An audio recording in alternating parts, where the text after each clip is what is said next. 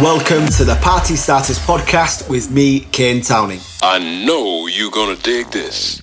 Hello people, welcome to the Party Starters podcast with me, Kane Towning.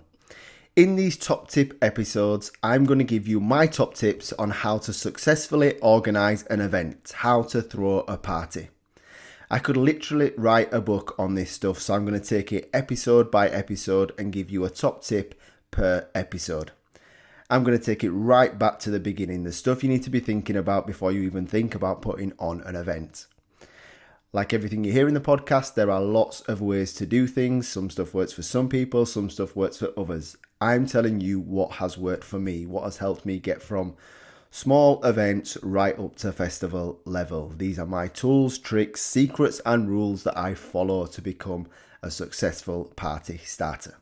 So listen in and learn. So rule numero uno. This is very much the first rule of any business, not just events, but it does apply to events and people often overlook it.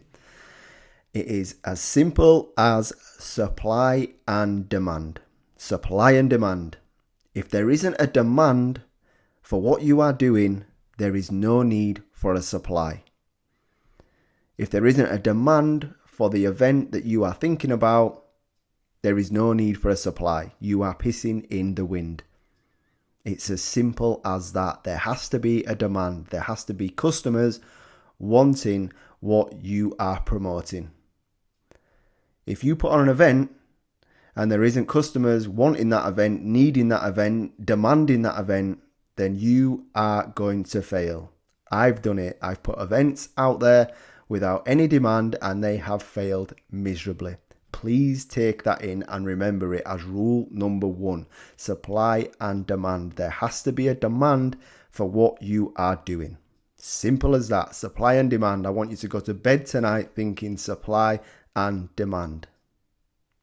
So there has to be a demand for what you are doing. There has to be a demand for the event that you're thinking about. And demand can come from a variety of sources. You could create demand by doing a different type of music policy. There can be a demand from a particular type of age group. There can be a demand for a certain type of venue. There are lots of ways to create demand. You need to find the angle. You need to find the gap in the market, which is often hard because there are so many events out there. It is very much saturated, which is why people fail, because they just think they can book a venue, put some DJs together, do an event that's already out there and expect it to be busy. It's not. It doesn't work like that. Let's take Leeds as an example. Leeds has a high demand for tech house events, tech house music.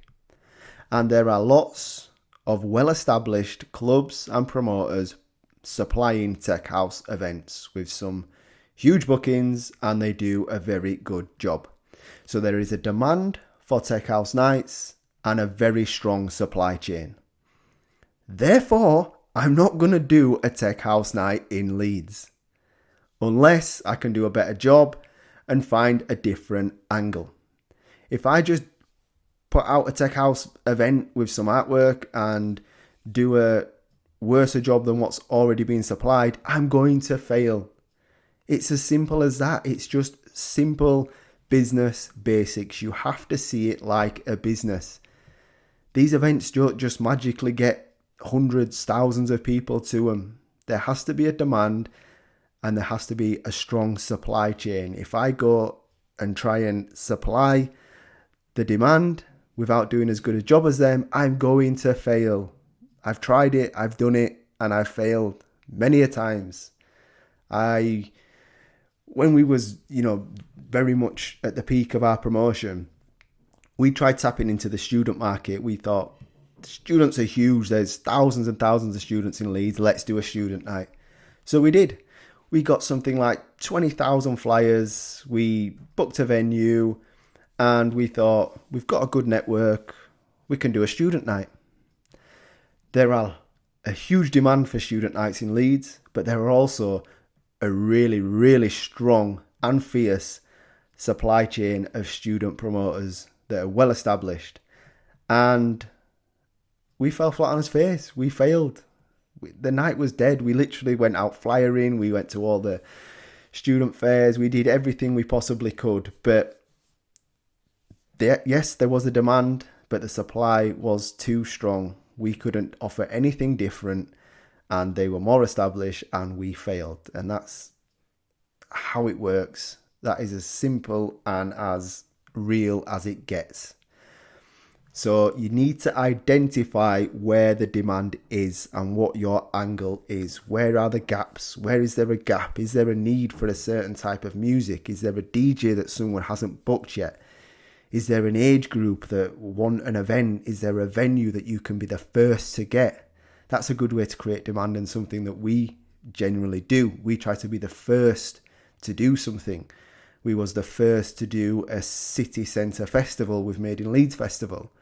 And now we're going to be the first to do a festival in a stadium. There is a demand for that, and it's a unique demand.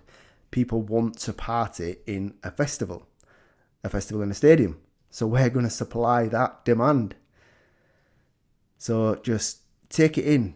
There needs to be a demand, and there are lots of ways to create demand. Don't just think there are loads of events already doing it, so the demand's there, but the supply's already there. You have to get creative. You have to spot the gaps. Find out what your unique selling point is to create that demand. Going back to when we first started, we started in a very strong era for Leeds nightlife. It was in the Stinkies era and the Habitat Space era, when electro music was huge. If we'd have started an electro house night, we would have failed, because we was going up against well-established promoters and some really strong nights. So if Sleeping is Cheating had an electro house night back then, we'd have probably failed. We might have pulled off a few parties with all his friends and the fan base that we had, but there was no longevity. There wasn't a need for another electro house night. What there was a demand for is a new style of music. This is when bassline was pretty much dying, and we'd moved over from the bassline scene and wanted to get into the house market. And we created our own demand. We started making our own music, and still to this day people call it the sick sound. It was our own music. No one was playing it, no one was making it. Me and Tom was in the studio, Tom was vocal in the tracks, and we pretty much created our own sound. We then put them tracks onto SoundCloud. We made mixes that went onto SoundCloud, and very quickly they was getting thousands and thousands of plays. So it was clear to see there was a demand for that music. We created our own demand. And then from that demand, we can then supply them with an event. That is how it works. Create a demand, identify a demand, and then supply it, because you know there is customers there wanting that supply. So you might be sat there now thinking, well, there is no need for my event. There is no need for me as a promoter, and I'm off to get another job. Which is true. There is a huge demand for events, but there is also a huge supply chain from really good established promoters.